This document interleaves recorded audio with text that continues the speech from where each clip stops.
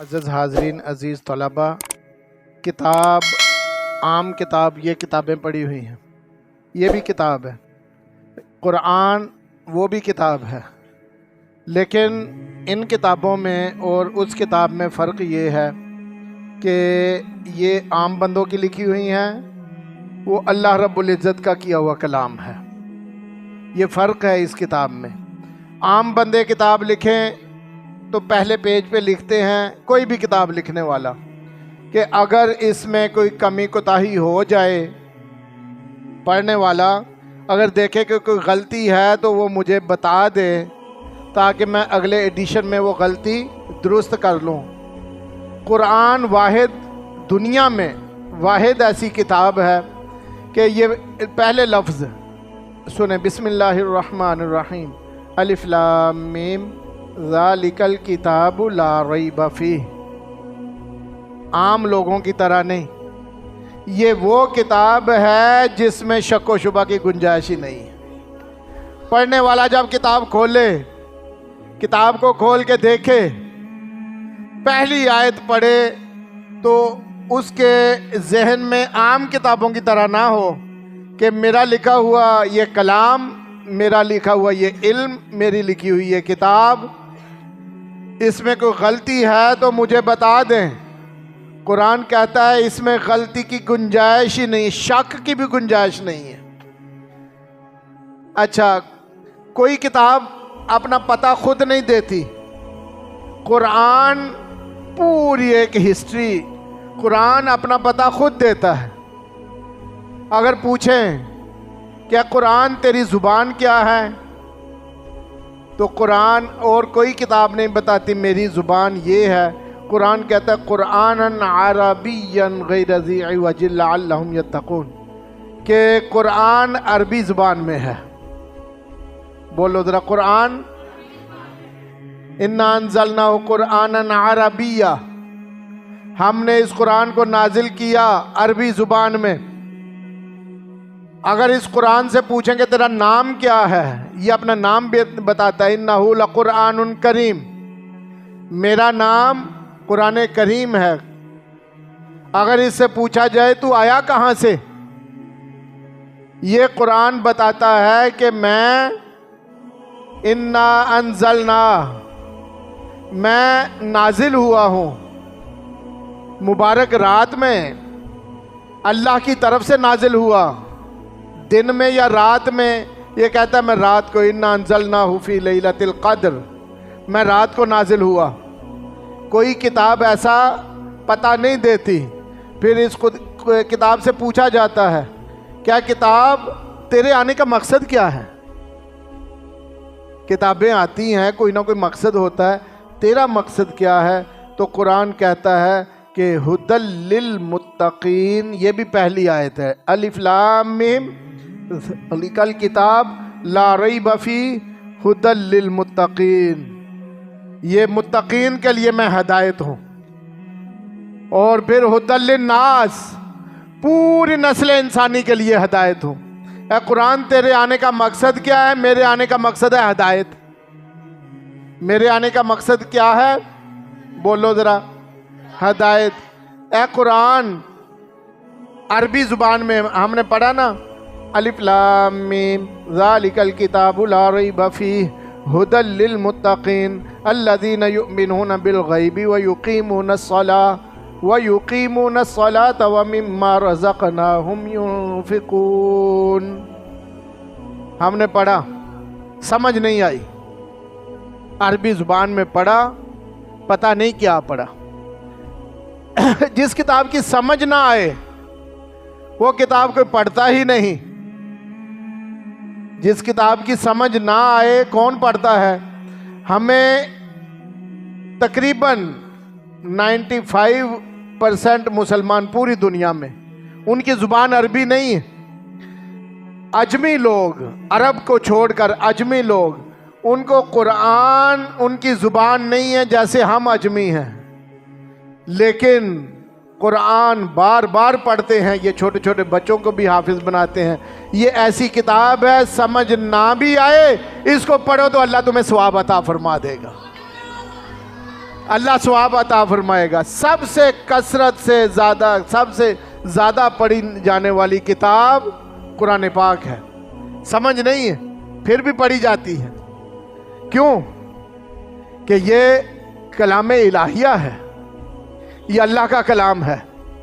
اس میں اِنَّا نَحْنُ نَزَّلْنَا الذِّكْرَ وَإِنَّا لَهُ لَحَافِظُونَ، ہم نے اس قرآن کو نازل کیا، اس ذکر کو قرآن میں ذکر کہا، ہم نے اس کو نازل کیا، وَإِنَّا لَهُ لَحَافِظُونَ، ہم خود اس کی حفاظت کرنے والے ہیں۔ قرآن ذکر ہے، قرآن اللہ کا کلام، اللہ کا ذکر، مقدس کتاب، پڑھو تو ثواب، دیکھو تو ثواب، دیکھ کر پڑھو تو ثواب، زبانی پڑھو تو ثواب، دیکھ کر پڑھنے والے کے والدین کی بھی بخشش ہو جائے، دیکھ کر جو پڑھے اس خالی دیکھنے سے والدین کی بخشش ہو جائے۔ اور امام ابو حنیفہ رحمۃ اللہ علیہ وہ کسی سفر پر گئے، سفر پر انہیں پانی کی شربت کی طلب ہوئی، جب شربت کی طلب ہوئی تو ایک ریڑھی والے سے کہا کہ ایسا کر میرے پاس پیسے نہیں ہیں، ایک گلاس شربت پلا دے۔ اس نے کہا اگر پیسے نہیں ہیں نا پیسے نکالو۔ آپ نے فرمایا نہیں ہے، کہتا نہیں ہے نا تو میں نے شربت نہیں پلانا۔ سادہ سا آدمی تھا، آپ وہاں سے آگے اپنے علاقے میں واپس سفر پر تھے، اس کو نہیں پتا تھا کہ یہ امام صاحب ہیں۔ کچھ عرصے کے بعد اس نے ایک منت مانی ہوئی تھی کہ اللہ مجھے بیٹی دے گا تو بیٹی کو دنیا کی ہر شے جہیز میں دوں گا، دنیا کی ہر شے جہیز میں دوں گا۔ منت مان لی۔ منت ماننے والا نہیں سوچتا کہ میں منت کتنی بڑی مانگ رہا ہوں، منت پورا بھی کرنا ہوتی ہے۔ منت مانتے وقت سوچنا ہے۔ اس نے کہا کہ میں دنیا کی ہر شے دوں گا۔ جب پریشان ہوا، بیٹی جوان ہوئی، پریشان ہوا، تو اب اس نے مسئلہ پوچھنا شروع کیا۔ کسی نے کہا وہ سفر کر کے جا، امام صاحب ہیں ان سے پوچھ جا کے۔ جب گیا امام صاحب کے پاس، بڑا سفر کر کے امام صاحب سے کہتا ہے ایک مسئلہ پوچھنا ہے۔ آپ نے فرمایا پیسے کاٹ بھی، پیسے نکال۔ غصہ آ گیا کہ جناب دین پیسے آنا، دین دے پیسے مانگ دے۔ آپ نے فرمایا کہ اگر تو شربت پیسوں کے بغیر نہیں دے سکتا تو میں دین تمہیں پیسوں کے بغیر کیسے دوں؟ وہ سمجھ گیا، معافی مانگ لی۔ آپ نے فرمایا بتا تیرا مسئلہ کیا ہے؟ کہنے لگا میرا مسئلہ یہ ہے کہ میں نے ایک منت مان لی تھی، بیٹی کو دنیا کی ہر شے جہیز میں دوں گا، اب میں وہ منت کیسے پوری کروں؟ تو آپ نے فرمایا اپنی بیٹی کو قرآن پاک جہیز میں دے دو، قرآن دنیا و ما فیہا کی تمام نعمتیں اس میں موجود ہیں۔ ایسے ہی نہیں ہے، ایسے مقدس کتاب نہیں ہے کہ ایک حافظ قرآن، یہ چھوٹے چھوٹے بچے حافظ بنے ہیں۔ عبد الرافع ہے ادھر، یہ حسین ہے، پچھلے ہفتے 2-4 ہفتے پہلے انہوں نے حفظ کیا۔ یہ حسنین ہے، چھوٹے چھوٹے بچے معصوم۔ یہ جب قرآن کے حافظ، ان کے والدین جب آئیں گے تو نورانی تاج پہنائے جائیں گے ان کو، نورانی تاج۔ اہل محشر پوچھیں گے یہ کون ہے؟ نبی ہے؟ آواز آئے گی نہیں۔ یہ کوئی بہت بڑے ولی ہیں؟ نہیں۔ تو پھر یہ کون ہے؟ تو آواز آئے گی یہ حافظ قرآن کے والدین ہیں، یہ اس قرآن کی عزت سے یہ ان کو یہ مقام ملا ہے، قرآن کے ان کو یہ مقام اس وجہ سے ملا ہے۔ وہ عام سا بچہ، یہ عام بچے، امیر لوگوں کو کم، اب تو چلو شعور آ رہا ہے، لوگ پڑھا رہے ہیں، لیکن ان کو کم یہ طلب ہوتی ہے۔ یہ طلب جب پتہ چلے گا نا، ایک بادشاہ تھا، تاجدار کائنات صلی اللہ علیہ وآلہ وسلم نے فرمایا کہ بادشاہ نے ایک محل تیار کیا، تیار کر کے سیانے سمجھدار لوگ بلا لیے محل میں، بڑے بڑے عقل مند لوگ اپنی سلطنت میں سے بلا کے کہتا ہے محل دیکھو کیسا ہے۔ سب نے تعریف کی، بادشاہ کا بنایا ہوا محل، ہیرے جواہرات جڑے ہوئے، सब ने पसंद किया, सब ने कहा बहुत अच्छा है, इस महल की कोई मिसाल नहीं। 2 आदमी वो नीचे गर्दनें नीचे करके बैठे हुए थे, तो उसने कहा तुम नहीं बोले भाई, मेरा महल पसंद नहीं आया? उन्होंने कहा महल तो बहुत आला है, बादशाह सलामत, तेरे महल में कोई कमी नहीं है, महल बहुत अच्छा है, लेकिन हम दो बातों की वजह से परेशान हैं। कहने लगा क्या? उन्होंने कहा कि पहली बात तो ये कि तू महल का बादशाह, तू जिंदा नहीं रहेगा, तू मर जाएगा, या तो जिंदगी की भी जमानत देना, तू मर जाएगा। दूसरी बात ये कि तेरे मरने के बाद ये फिर खंडरात बन जाएंगे, ये महल नहीं रहेगा। तो कहने लगा फिर मैं क्या करूं, मैंने तो बड़ी मेहनत से बनाया।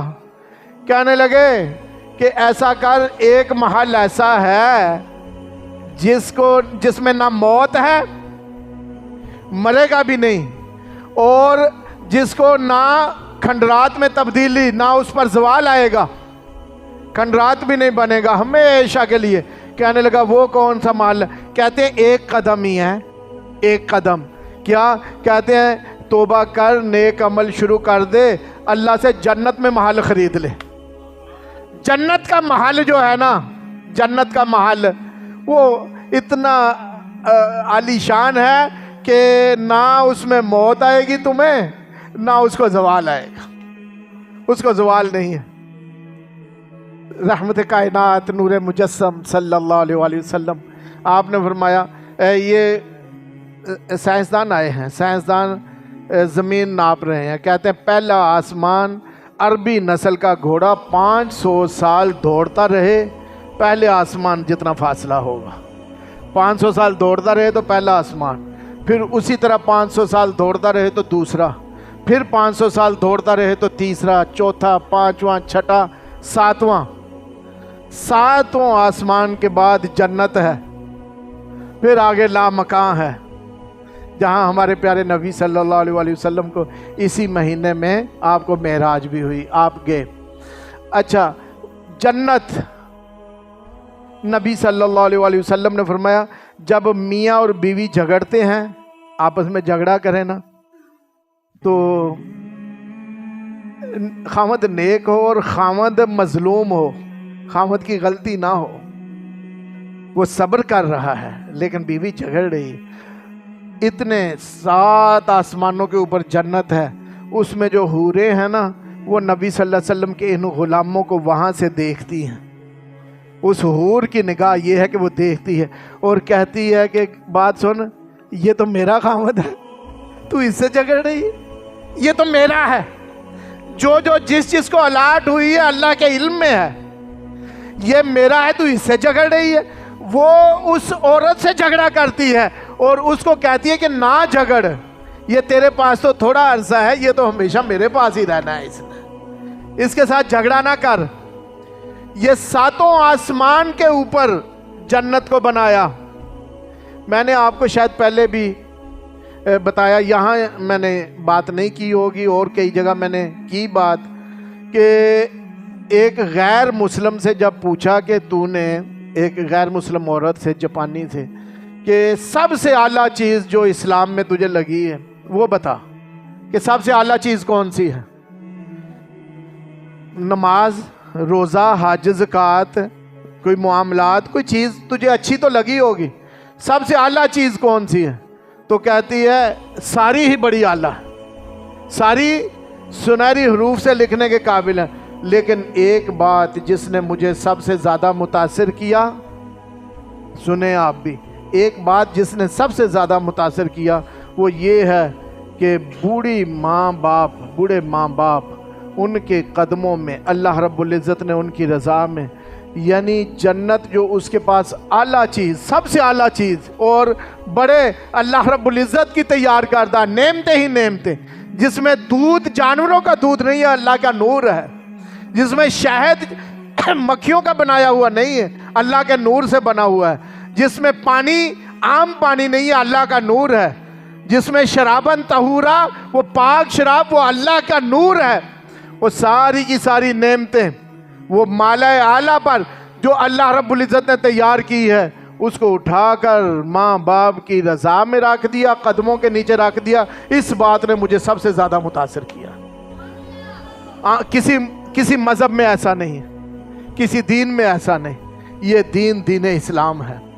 تو میں عرض کر رہا تھا کہ 4 آسمانی کتابیں اور پھر صحیفے، صحف ابراہیم و موسیٰ، موسیٰ پر جو عیسیٰ پر ابراہیم پر، انبیاء پر جو کتابیں نازل ہوئیں، جو صحائف نازل ہوئے، آج اصلی حالت میں کوئی نہیں ہے، اصلی حالت میں موجود کوئی کتاب نہیں۔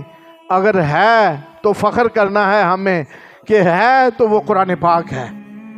قرآن پاک کیوں اس کا حفاظت کا ذمہ اللہ نے اپنے ذمہ لیا۔ اِنَّا نَحْنُ نَزَّلْنَا الذِّكْرَ وَإِنَّا لَهُ لَحَافِظُونَ، یہ ذکر ہم نے نازل کیا اور ہم خود اس کی حفاظت کرتے ہیں۔ ذکر سے مراد کیا ہے؟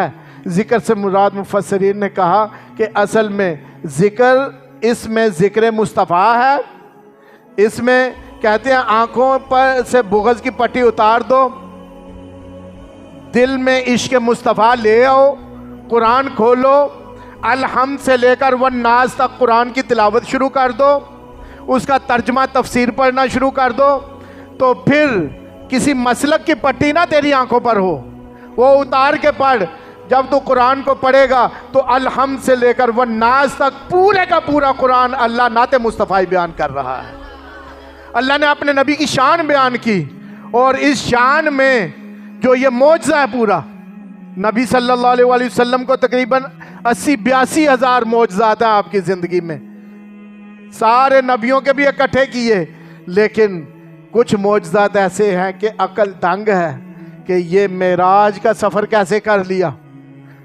500 سال گھوڑا دوڑے تو پہلا آسمان، پھر 500 سال دوسرا، اتنا سفر، پھر مالا اعلیٰ پر جہاں جبریل بھی رک گئے، جبریل آگے نہیں، اور جبریل نے روکا بھی نہیں کہ آپ آگے نہیں جا سکتے۔ جبریل نے نہیں روکا کہ میں تو نہیں جا سکتا، آپ بھی آگے نہیں جا سکتے، جبریل نے یہ نہیں کہا۔ جبریل نے یہ کہا کہ آگے آپ خود ہی جائیں۔ تو آپ نے فرمایا یار اتنی دور سے لایا ہے، لا کر ایسے تو نہیں کرتے۔ کہتے جی آگے میں ایک قدم بھی بڑھا نا تو اس کی نورانی تجلی سے میرے پر جل کر راکھ ہو جائیں گے، میں جل جاؤں گا۔ آپ نے فرمایا، بعض عاشق تو کہتے ہیں جبریل وہاں اس کو پتا تو تھا، حکم الہی ایسے ہی تھا، لیکن کہتے ہیں جبریل تو کبھی نہ روکتا تو نبی صلی اللہ علیہ وآلہ وسلم کے ساتھ جاتا، اور وہ مثالیں دیتے ہیں۔ وہ کہتے ہیں ایک ملحد عاشق سے مل گیا، اس نے کہا کہ میں سچا، عاشق نے کہا میں سچا، دونوں نے کہا بندے اکٹھے کر لو، تنور کے اندر دونوں ہی اپنا اپنا ہاتھ ڈالے، ہاتھ دونوں نے ڈالے، دونوں کے صحیح سلامت باہر آ گئے۔ جھوٹا بھی خوش ہو گیا، جھوٹا تو خوش ہونا ہی تھا، لیکن جو سچا تھا نا وہ رونے لگ پڑا۔ وہ کہتا ہے باری تعالیٰ اس کے سامنے آج مجھے ذلیل کیا ہے، میں تجھے بھی پتا ہے میں سچا ہوں، یہ جھوٹا ہے، بات کیا ہے آج مجھے میں ذلیل ہو گیا ہوں اس کے سامنے۔ تو آواز آئی تھی کہ اے میرے بندے تیرے ہاتھ کی برکت سے تو میں نے اس کو ٹھنڈا کیا تھا، اکیلے اکیلے ہاتھ ڈال کے دیکھو۔ تو بعض لکھتے ہیں کہ جبریل وہاں اگر نہ رکتے ساتھ جاتے تو جبریل کو کون سی تجلی نے جلانا تھا، جبریل کو کون سی تجلی نے جلانا۔ پھر معجزہ قرآن ہے۔ میں آخری بات کر کے، بات اور کرنی تھی لیکن وقت ختم ہو گیا، کہ آخری بات یہ معجزہ قرآن ہے۔ قرآن میں اللہ رب العزت فرماتے ہیں وَآتُوهُم مِّن مَّالِ اللَّهِ الَّذِي آتَاكُمْ، یہ بچے ہیں۔